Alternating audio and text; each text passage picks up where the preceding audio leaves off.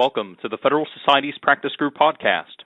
The following podcast, hosted by the Federalist Society's International and National Security Law Practice Group, was recorded on Thursday, September 6, 2018, during a live Teleforum conference call held exclusively for Federalist Society members. Welcome to the Federalist Society's Teleforum conference call, and welcome to the third annual Mike Lewis Memorial Teleforum, hosted by our International and National Security Law Practice Group. My name is Wesley Hodges, and I'm the Associate Director of Practice Groups at the Federalist Society. As always, please note that all expressions of opinion are those of the experts on today's call. Today, we are very fortunate to have with us an accomplished panel of experts, and moderating them today is Mr. Eric J. Cadell, Jr., who is a partner at Sullivan & Cromwell, LLP. After our speakers give their remarks, we will have an audience Q&A, so please keep in mind what questions you have for this subject or for our individual speakers. Thank you very much. Eric, the floor is yours. Great. Thank you very much, Wes, and hello, everyone. This is Eric Cadell. I'm a partner at Sullivan & Cromwell, LLP, and I'm a longstanding member of the Executive Committee of the Federalist Society's International and National Security Law Practice Group. It's my honor to welcome you today to the third annual Mike Lewis Memorial Teleforum. Just a few words of background. The Teleforum was instituted in January 2016 by the Executive Committee of the International and National Security Law Practice Group of the Federalist Society in order to honor our friend and colleague, Professor Michael W. Lewis, who passed away in the summer of 2015 after a battle with cancer. The Federalist Society lost a great friend with the passing of Mike Lewis. Mike was a naval aviator, a loving father and husband, an internationally renowned law professor from the Ohio Northern University Pettit College of Law, and a tireless public advocate for a principled and wise application of the law of armed conflict, consistent with both the values and the interests of the United States. After receiving his undergraduate degree from Johns Hopkins University, Professor Lewis flew F-14s for the U.S. Navy, graduated first in his class from Top Gun. He served in Operations Desert Shield and Desert Storm. After those operations, he entered Harvard Law School, where he was a member of the Federalist Society and served on the editorial staff of the Harvard Journal of Law and Public Policy. 1 year after joining the faculty at Ohio Northern Law School, he received its award for excellence in classroom teaching. Mike's areas of specialty were the law of armed conflict and international humanitarian law. Mike was a brilliant lawyer who was one of the premier law of war specialists. Not only was he brilliant and articulate, but he brought to bear the practical wisdom of a warfighter. Mike was widely admired by other scholars and practitioners, whether or not they agreed with his substantive conclusions. As Vince Vitowski, the former chair of our executive committee, said, Mike was an amazing person, an incredible blend of talent, energy, charisma, sincerity, and generosity of spirit. We're privileged to have known him and worked with him, and we will miss him profoundly. And we are proud to honor him and his memory with this teleforum. The inaugural Mike Lewis Memorial Teleforum in 2016 focused on the U.S. Department of Defense Law of War Manual. In 2017, our experts discussed the White House report on the use of force. This year, we are joined by Professor Eric Talbot Jensen, Professor of Law at the J. Reuben Clark Law School, Brigham Young University, and Professor Jeremy A. Rabkin, Professor of Law at the Antonin Scalia Law School at George Mason University. And what we'll talk about today is the intersection of cyberwar and international law. A few words just to set the stage for today's discussion. There's broad agreement that international law applies to cyber conflict, but there is less agreement as to exactly what this means. What principles of the existing law of armed conflict clearly apply to cyber attacks by nations? What questions remain open and should be determined by the actual practice of nations? In order to start our discussion today, let me start by posing this question to Eric and to Jeremy. And it's about the Tallinn Manual. For those of you who want to look this up later, that's spelled Tallinn. It started as an academic study put together by legal scholars and legal practitioners with experience in cyber issues who were consulted throughout the duration of the project by information technology specialists on how international law, and in particular the jus ad bellum and international humanitarian law, applies to cyber conflicts and cyber warfare. In April 2013, the manual was published by Cambridge University Press, and Talon 2.0 was released in February 2017. The manual is recognized as the first effort to analyze the topic comprehensively and authoritatively, and to bring some degree of clarity to the associated complex legal issues. Can you tell us more about the Talon manual and the current status? And maybe I'll turn it over to Eric first. Sure. So the genesis of the initial Talon manual came from the 2007 cyber event that occurred in Estonia, where the Estonian government moved a statue of a Russian soldier from its more prominent place in the city to a cemetery somewhat outside the city. And many of the Russian citizens or Russian residents of Estonia they were angry with that and began to cause a disturbance, and contemporaneously with that, a number of cyber activities occurred, mostly to government and finance institutions in Estonia. And this, of course, caused a major disruption and caused many people to start thinking this cyber thing has some real potential to cause some problems. We ought to spend some more time thinking about this.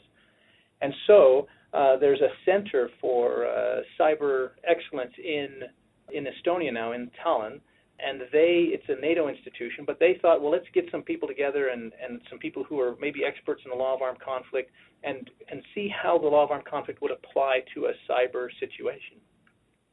And that's what the first Talon manual dealt with, the one published in 2013. It was mostly written by, again, scholars, people who are law of armed conflict experts, and who were writing mostly about what would happen with how cyber would fit into the law of armed conflict.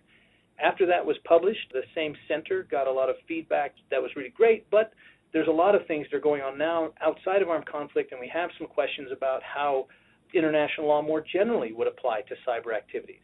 Not necessarily in armed conflict, but short of armed conflict, just in normal relations, and with non-state actors, just individuals or groups or transnational criminal organizations. And so a different group, although some of us were the same, a different group was gathered. In this case, the experts and scholars were less law of armed conflict experts and more experts of international law more generally. And we got together at that point and produced what we call Talon 2.0, which really is our attempt to try and place cyber activities within international law more generally. And we take on subjects like sovereignty and human rights and peaceful settlement of disputes and things like that are not necessarily tied to armed conflict, but instead are applied to international law more generally, and produced this second manual, what we call Talon 2.0, in 2017. One of the other differences between the first and the second Talon manual is we recognize that we as scholars don't make international law. That really is the province of states, and we tried to get states much more involved.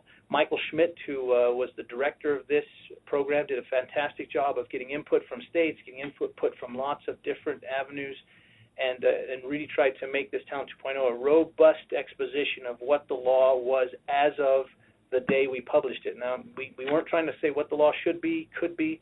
It was really about what the law was as of the day we published it. And I think that we did a pretty good job. I'm not sure we got everything right. I think we did the best we could.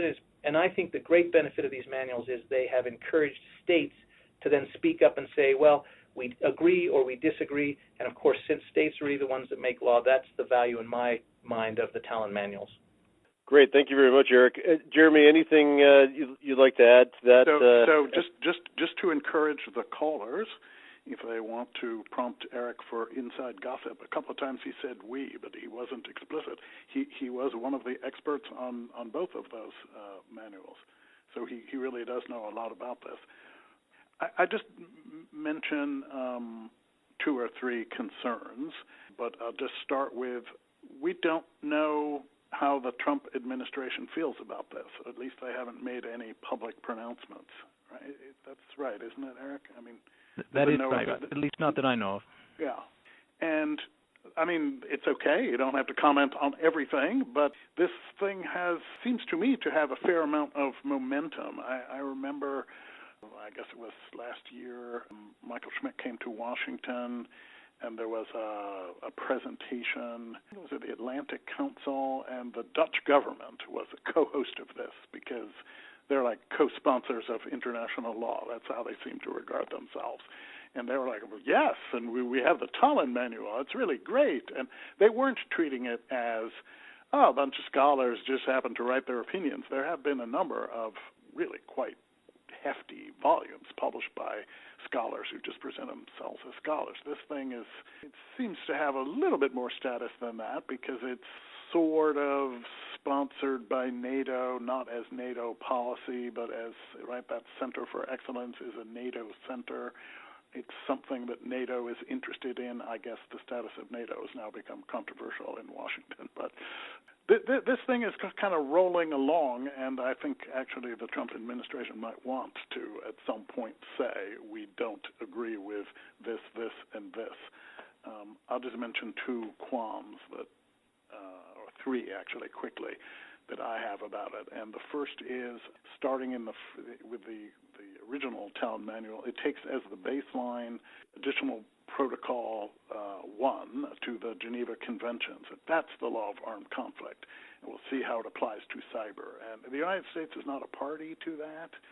And the United States has made clear that it has differences. I mean, there are things in that 1977 treaty which the United States doesn't think are correct statements of the law of armed conflict. So I think it's already a little bit troublesome that we're taking that as the baseline. A particular thing that's in AP1 is you can't make reprisals in kind if something is a prohibited tactic otherwise.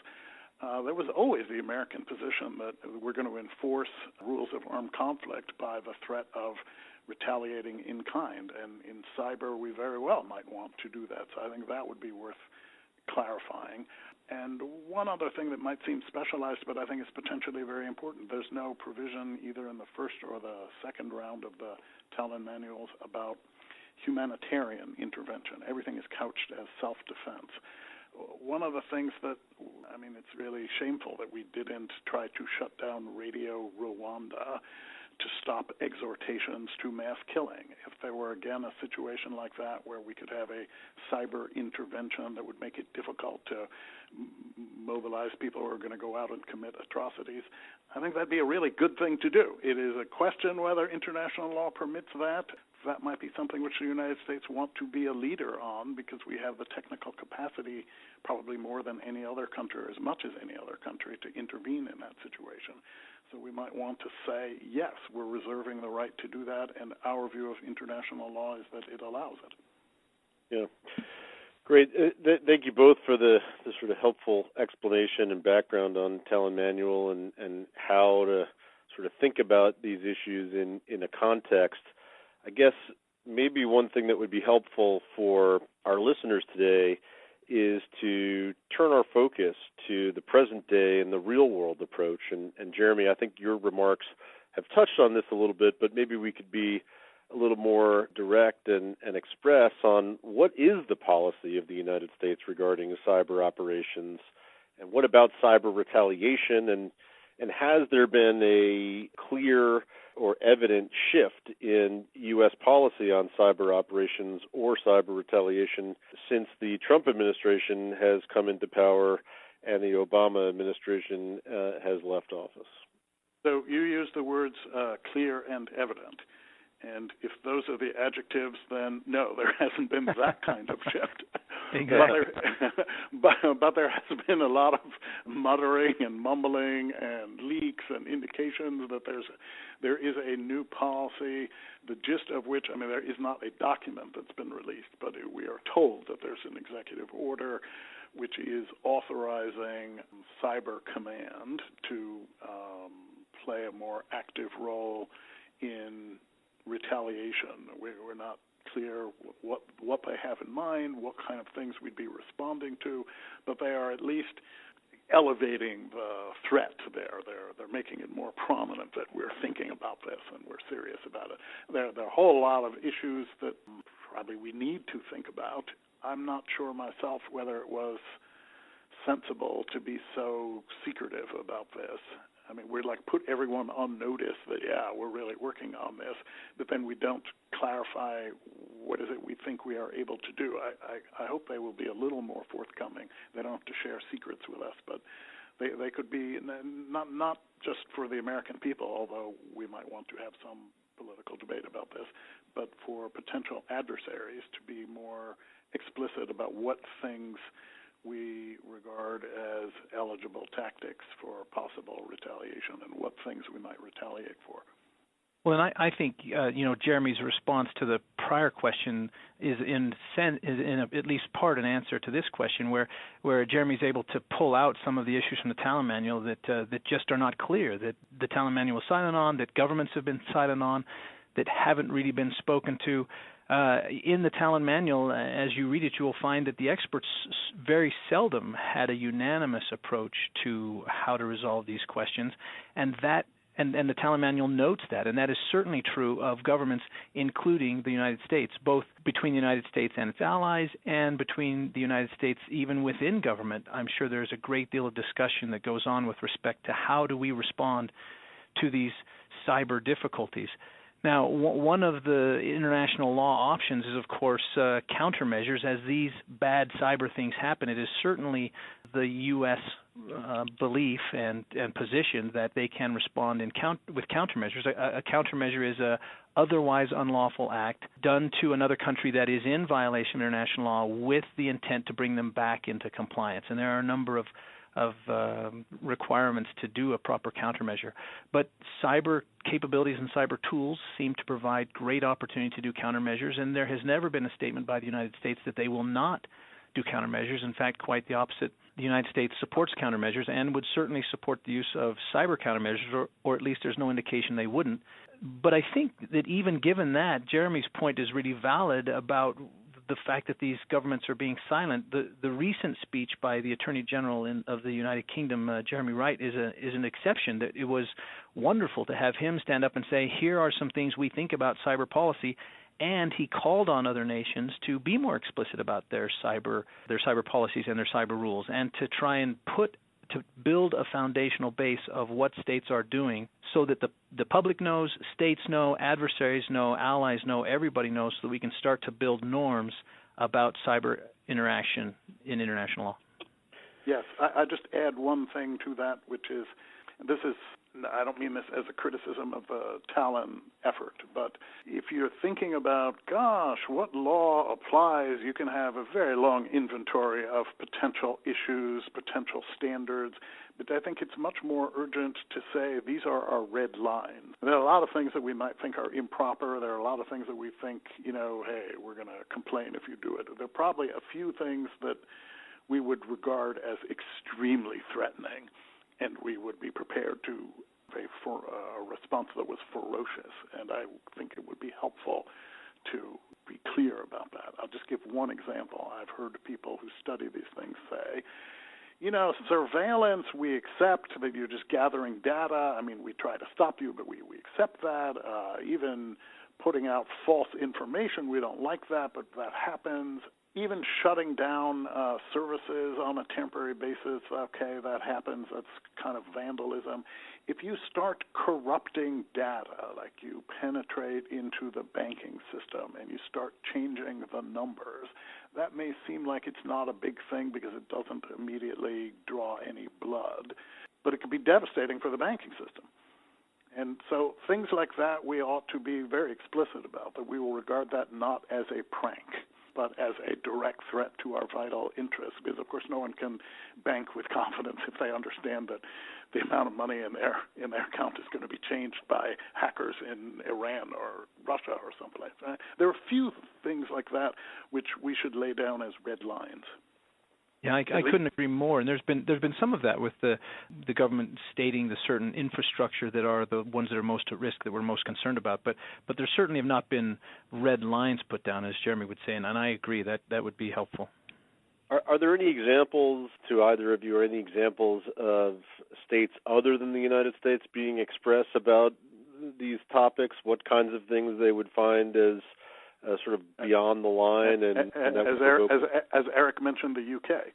And that's particularly important because they are a close partner with us in these. Right, and there has been the government of the Netherlands has made a statement that dealing with some of these issues, and there are some out there, but the problem is they're not comprehensive. They're not, at least it doesn't look like they're coordinated. And so what would be nice is if the the attempt at the United Nations. This was a group called the Group of Government Experts at the United Nations. They were dealing with telecommunications, and they worked for a number of years and tried to come up with some good norms with respect to cyber activities, and really struggled to do so. And they got a little ways down the road, but clearly not as far as many of us hoped that they would. It would be nice to have something like that, some form like that, where states were talking about this and we were getting more clarity. That would be great. Great. Well, I think one other thing that would be interesting to talk about is let's focus specifically on the perspective of defenses. Right? Our current U.S. policies, to the extent that we understand them, are they sufficient to defend against and deter cyber intrusions on U.S. networks? And I think this case would really have, or this question really have two prongs to it, right? There's the cyber intrusions to U.S. government networks, like the hack of the Office of Personnel Management and the sort of accessing of a large volume of personnel records, and then there's also examples of hacks on private businesses and the ability of private businesses to defend against potential intrusion. Well, I'll start off. So my understanding of this is the NSA is tasked with defending not government networks, military networks. The government is kind of on its own. Department of Homeland Security is supposed to look into how we can strengthen defenses for both civilian government agencies and just private sector activities. I've never heard anyone say a good word about HHS efforts in that area. I suppose the one good thing you could say is that they don't impose on anyone very much. I mean, they give advice. But just starting with the government seems to have been just criminally negligent. It turned out there was a lot of very sensitive information in the Office of Personnel Management, records, because among the people whose files are there are people who work for intelligence agencies. I myself had a file there, and then after the hacking, people were opening bank accounts in my name. Maybe it was a coincidence, but I think a lot of that data was just, distributed through the world. It doesn't seem to have been guarded at all. There were a whole series of GAO reports saying we need to do better, tightening defenses, we need to do better, and the government is not very conscientious about its activities, at least the civilian part of the government. Maybe they're improving a bit, but I have not seen any sign that the Trump administration is being more vigorous about this than the Obama administration was. And not to belabor this, but when you see how poorly the government does protecting its own data, then you have to ask yourself, are they the right people to be advising the private sector on how to protect their data? And my impression is the private sector, particularly big corporations with a lot at stake, they consult private security firms, particularly for cybersecurity, and they get their advice privately and they pay for it. And presumably if they pay a lot, they get better advice and more assistance. But I think the government so far has been pretty peripheral. We might hope that they could get their act together, but I don't think that's going to happen this year. Yeah, and I agree with Jeremy. I think I'm certainly not a government apologist, but I think that we have to accept that cyber defense is a tough nut. It's just hard to do.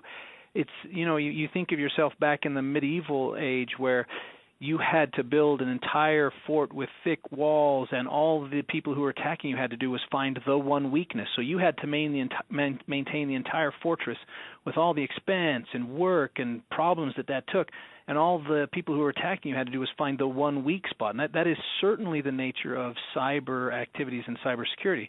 You could secure all of your data, lock it up tight and have one vulnerability, and someone will find that one vulnerability. So it's not an easy task. And again, I'm not an apologist for the government, but I do think it's important to note that this is a difficult task, and that it's a difficult task even for the most efficient of organizations, which is not how I would characterize the U.S. government.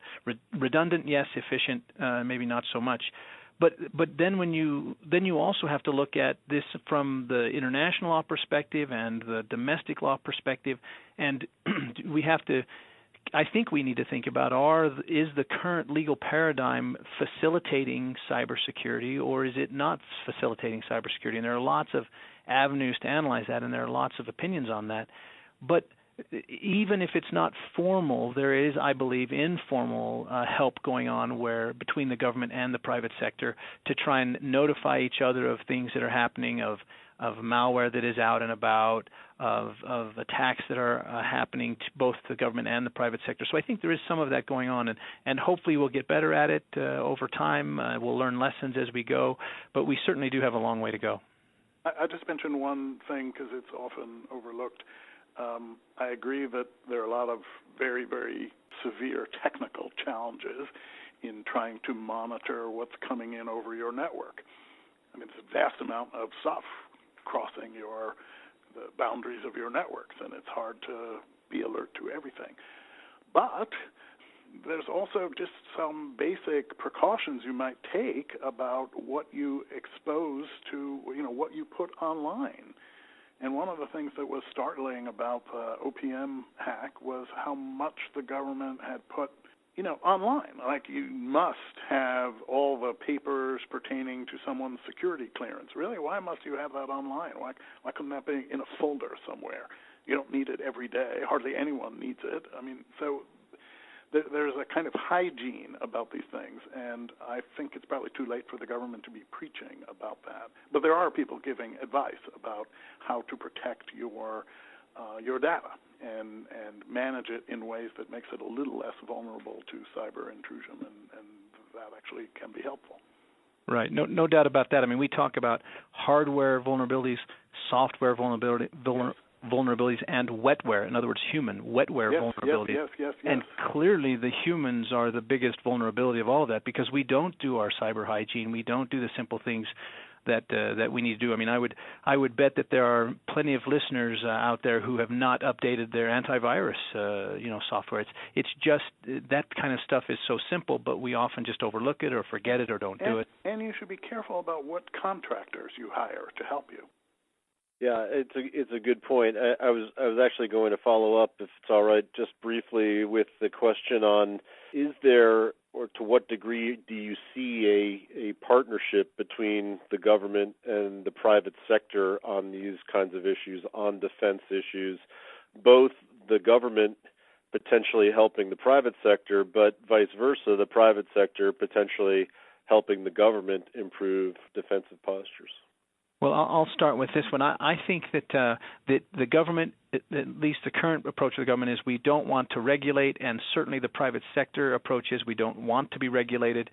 So whatever cooperation would make us more protected may have to take a less formal role. It may not be government intrusion and telling banks and energy systems what to do. It may be instead providing assistance or providing advice, and the private sector doing the same to the government. I know one problem the government has is retaining qualified people with these skills because they can make so much more in the private sector. There are things we can do to help share information and share people and share skills in an informal way that may be able to move us forward as well. Yes, there's a tremendous amount of talent, of course, that's in the private sector because that's where the money is. And I mean, you need to vet these people. You need to be careful, but I mean, of course, the government needs access to that private expertise. Great. Well, look, in the time we have before we open the floor to questions, I thought maybe it would make sense to talk about some real-world examples.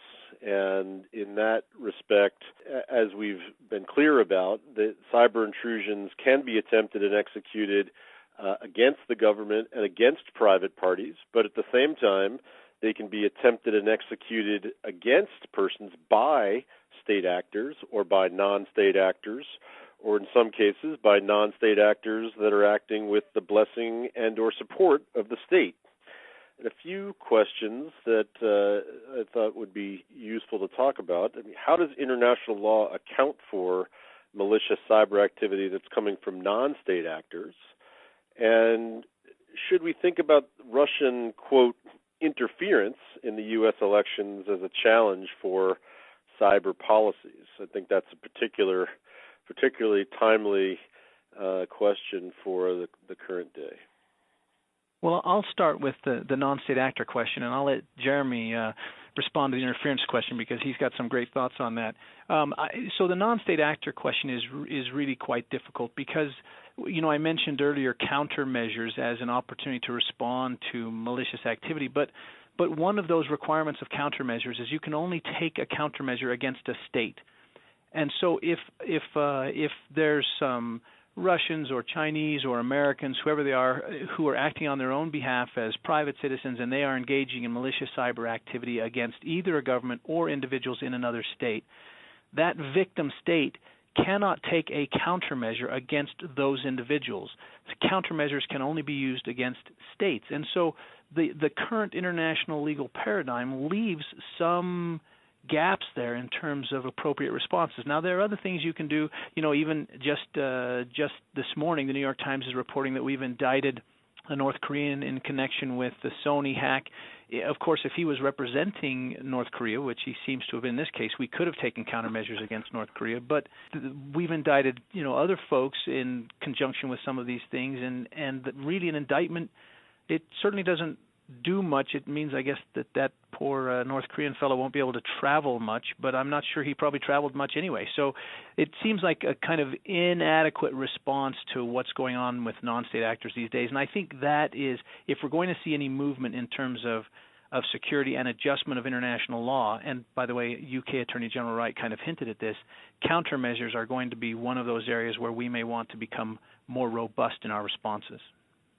I want to just add a word to that, which I think is actually mentioned in the Talon Manual, which is the state that is hosting private actors. I mean, if they're doing their mischief on the territory or through the networks of a state, they are answerable for that. I mean, we should demand that Russia assist us in finding the private actors, if they claim they are private, who are launching, bot attacks or whatever it might be.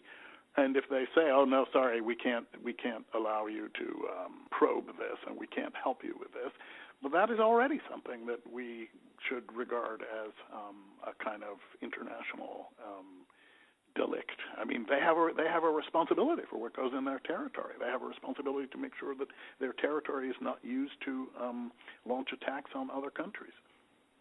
Yeah, I agree. There's this due diligence obligation. I just think that not many states are states up till now, nation states have been hesitant to accept that. Yeah. So we should press that, I think. I agree. Yeah.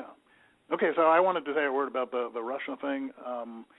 I think this is really unfortunate. It's got tangled up in our domestic politics, and the domestic debate was Trump colluding with Russia, or did Russia influence the outcome of the 2016 election? And it's very confusing what people even think they're talking about. But what the one thing which seems to be agreed that this did happen is some entities in Russia fed information into into American networks. I'm not even sure it's illegal, and I don't think the United States really wants to be sanctimonious about that. I mean, we support the flow of information into other countries, including Russia.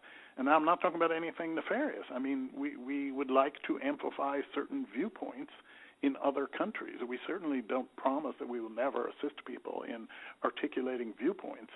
A lot of the things that Russia seems to have been involved in was agitating issues that they saw from analyzing American websites. That this got a lot of traction, that people were all excited about this. So they said various things about, Hillary Clinton was going to take away people's guns or some other hot-button issue. But I don't see that as cyber warfare, and I think if it is illegal, it's probably in a misdemeanor category, and people shouldn't confuse those kinds of concerns with like actually damaging equipment.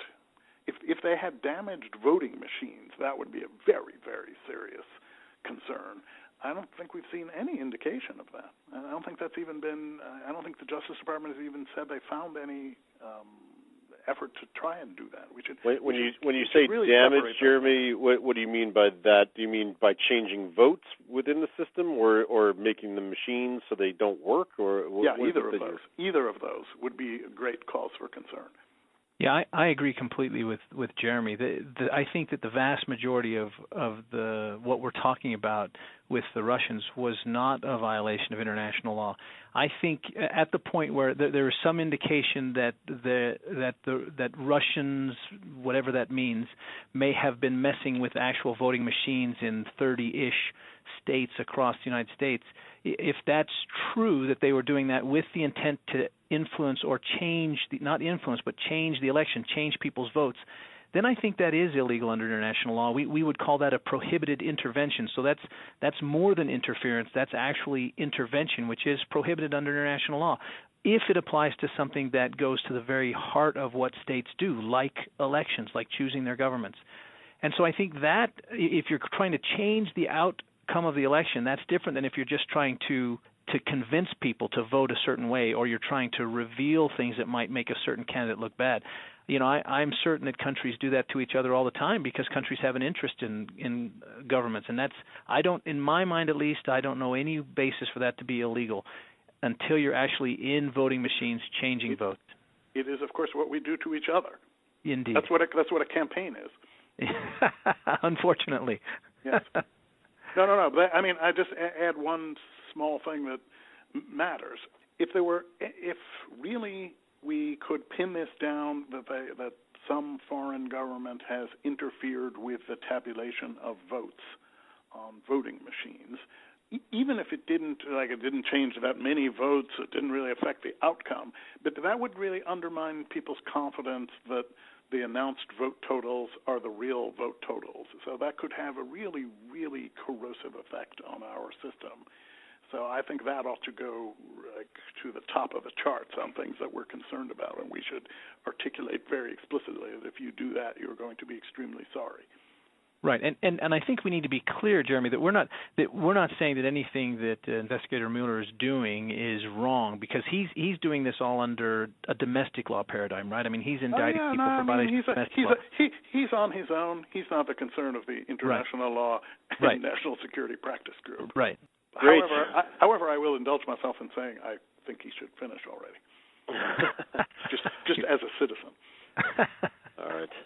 Great. Well, Wes, I think with that, we're ready to open the floor to questions from our audience. While we're waiting for some questions to queue up for the speakers, maybe I can ask one additional question to get it started, and that is, with all we've talked about and where we are today, where do you see things like Talon and other governmental and private sector responses going in the short term? And do you think that there is some initiative and impetus behind a more coordinated response between private sector, public sector? Do you think there will be efforts among various nations to get together and really work through standards in this area? What might we expect over the next 3-4 years? All right. Well, I'll be happy to jump in on that. And what I would say initially is, I hope that all of these things that you suggested happen. I hope states get together. I hope that states start working together better with private enterprise and private companies.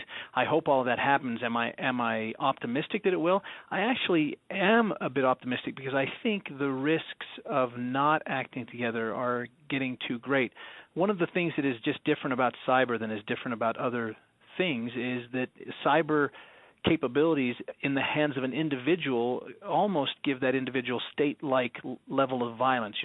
Not many people own tanks and cruise missiles and things like that, but with cyber capabilities, an individual can wreak severe havoc on a state. And so I think that is different about cyber, and I hope that will push us, governments, people, corporations, to work together better. And two areas that I think need the most attention, particularly with respect to interstate conversation, is this issue that Jeremy raised of due diligence. Can we not say to a country, whether that's Russia or China or America or whoever else is doing malicious things, can we not say to that country, you have an obligation to control your citizens, and if you don't control your citizens, then you are responsible for what they do. We believe this is a part of international environmental law. There are a number of other areas of international law that have embraced this, but nation states have not yet embraced this with respect to cyber activities, and I think that would be a move in the right direction potentially. The second thing is sovereignty. I think that we wrestle amongst ourselves as governments, as nation states, on how we're going to treat sovereignty in the cyber area. There's a good discussion of that in the blogosphere that's going on. I think that we could come to more clarity on that issue. Jeremy, sorry I took so long to answer. No. I was going to say, I mean, you started off by saying you are somewhat optimistic, and I was thinking it's great to live in Utah. Sun is always shining. We're all optimists out here. Everyone is optimistic. And, if you live in Washington, you lose that optimism. I mean, I'm sure there will be serious discussion. If the question was, are we going to have either the United States government or even more ambitiously a bunch of governments publicly say, and from now on we're committing to this, I think that's probably not going to happen until there's a crisis.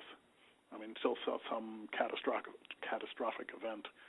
I'm saying catastrophic in quotation marks. I mean, it doesn't have to be mass death, but I mean, until something really bad happens and galvanizes the process, I think the default is always, we need to think more about it and we need to have more discussion. This doesn't seem to be high on the agenda of governments right now. Thank you. Wes, do we have any questions from the floor? We do have one in the queue. Yes. Well, I'd like to say that Trump colluded with the voters to get himself elected to do things that in the past have made the economy better, like reduce the high marginal tax rates, like Coolidge did, which brought us the Roaring '20s. But a huge example of vote fraud came back in the early '80s. Maybe before that, Dade County, there was a book, I think it was memorialized on a website named votescam.com. And in Dade County, these two guys had run, I think as Republicans. One guy was running for congressman, and he noticed that the vote totals started coming in, and then suddenly he was approaching 20%.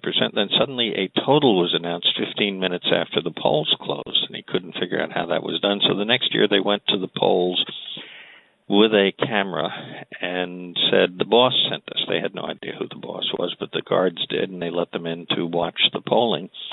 And the cards that they were supposed to be counting were all on white punch cards that the voters had voted on. But the ones they were counting were all a different color, blue, I think they were. And so this sort of cyber hacking has been going on for a long time. No, wait. I mean, corruption is very old, and ballot stuffing is very old. The story that you're telling is not about cyber hacking, right?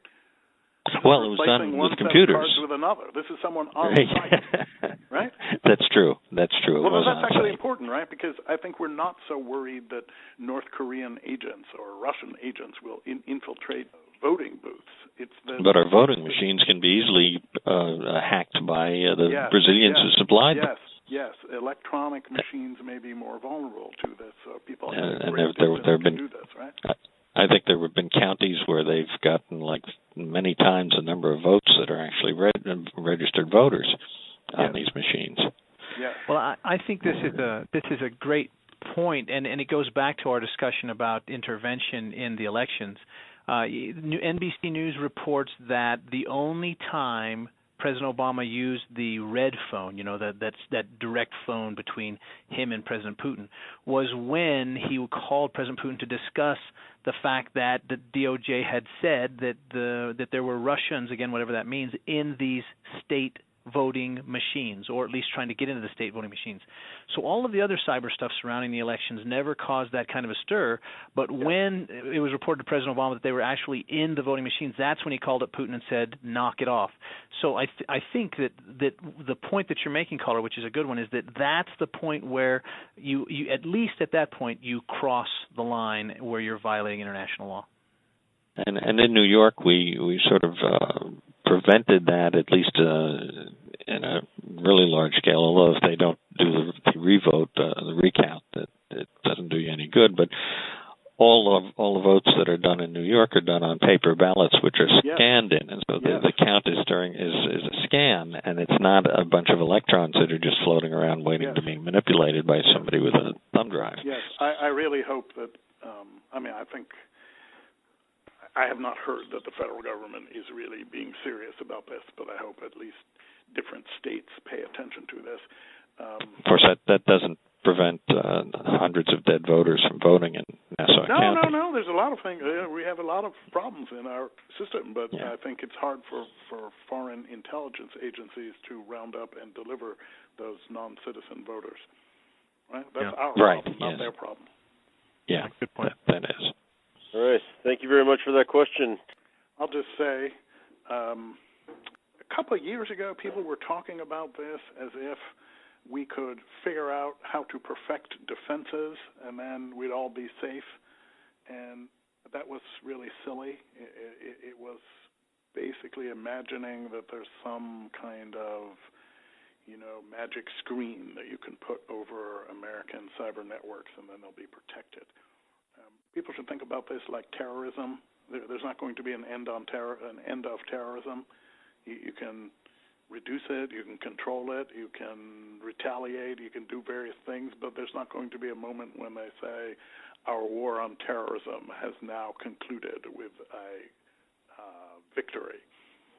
And I think this is true with cyber vulnerabilities. This is just part of the modern world.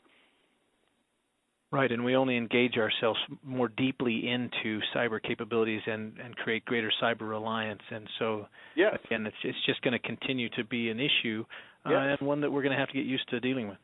Yes, well, I'm glad to hear you say that. Yeah, but I'm still optimistic out here. I was just going to say, a little dark cloud floated over your horizon out there. Yeah. Good. All right, very good. Well, we'll say thank you to everybody for tuning in. Thank you very much to our speakers for such an excellent presentation. And we hope you will join us on the next Federalist Society Teleforum. Thank you all. Well, on behalf of the Federalist Society, I would like to thank our experts for the benefit of their valuable time and expertise today.